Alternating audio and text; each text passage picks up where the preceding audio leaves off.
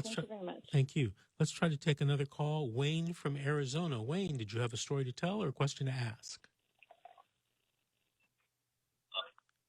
Hello? Wayne?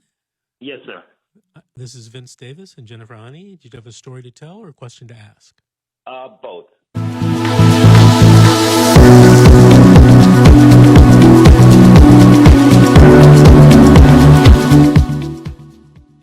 Go for it. On the 9th of this month, our children was removed from our care, upon which time the school had called in a report to CPS.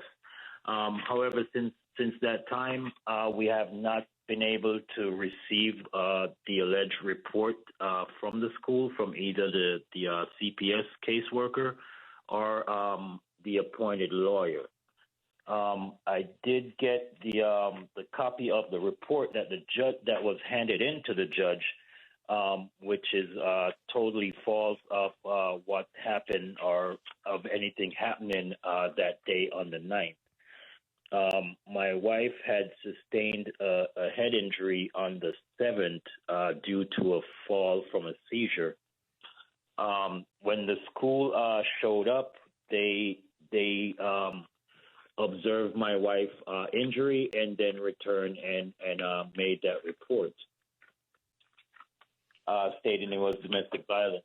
Mm-hmm. There was no domestic violence at that time. We took all the paperwork down from the hospital, showing them everything like that. They did a test showing that she did have a seizure. We showed them pictures of the bathroom of where she fell and everything like that. They said they didn't believe it and pushed forward with the case. However, now we do have a history with CPS, which is all those cases have been closed, which is they're now bringing them back up in order to make their case. On the night when the children was taken out of the house, our 2-year-old ended up in the emergency room 3 hours later, which they tried to accuse us of her being intoxicated. On the day, about 4 days later, no one contacted us to tell us anything about it. About 4 days later, I had a meeting with the main CPS worker. She refused to mention anything to me. Her assistant was the one that told my wife about her going into the hospital. I confronted the CPS worker about it. She was reluctant to say what the results were or anything like that. I confronted her again when we meet face to face in the meeting, and that's when she told me that nothing was found in her system, and that the doctors concluded that she was traumatized and in severe shock. Okay, Wayne, we're literally running out of time. What's your question? Okay. On the night when they removed the children, they had us sign, or they tried to have us sign a release, temporary, that they're taking the kids into temporary custody. Mm-hmm.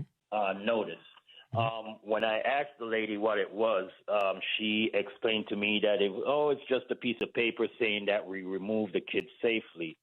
However, upon reading the paper, it didn't say anything like that. It's pretty much saying, the caregiver is unable or unwilling to perform parental duties. Wayne, stop. I think I know this. Now, remember, I'm only licensed in California. I think Jennifer is licensed in Nevada and California. But no, only California. Only California. Okay. So I want you to call an attorney in San Diego. I think this is a due process issue. They tried to get you to sign something so that it would alleviate the need for having a warrant. Call Sean McMillan in San Diego, California, San Diego County. I don't know what city he's actually in, but if you Google him. San Diego. Yeah, Google him. He's known as the Street Fighter attorney. He'll help you. He has a case regarding this in Arizona, I think, right now. Hey, this has been the next show. This has been The Secret, How to Fight Child Protective Services and Win. I'm Vince Davis. Jennifer Ani was our guest this last hour. We'll see you next week on the radio.